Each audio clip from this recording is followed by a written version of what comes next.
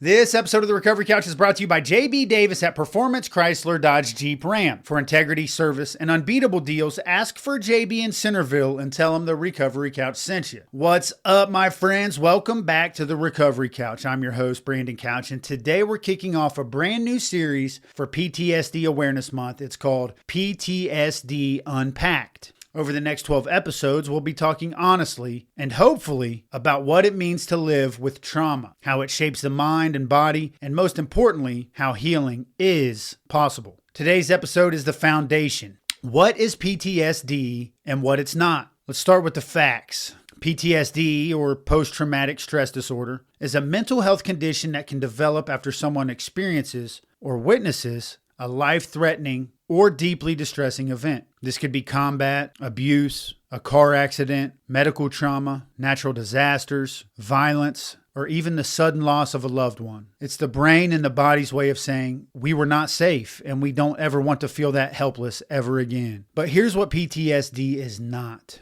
It's not a character flaw, it's not a weakness, and it's not something you can just get over. PTSD changes the way your brain functions. The part of your brain that senses danger, the amygdala, it stays on high alert even when the threat is long gone. Your nervous system doesn't know the difference between a past memory and a present reality. So you react, sometimes with anger, sometimes with panic or fear or shutting down, even if you logically know you're safe, which is why you might hear people say they freeze in certain situations or feel completely detached from themselves during triggers. It's not a choice, it's a survival mode. And here's the truth. PTSD is more common than people think. It affects millions of people, including veterans, abuse survivors, accident victims, foster youth, first responders, and even people who've experienced emotional or spiritual trauma. So if you've been feeling like something's wrong with me, then I want you to hear this. There's nothing wrong with you. Something happened to you, and your body remembers it, even when your mind wants to forget.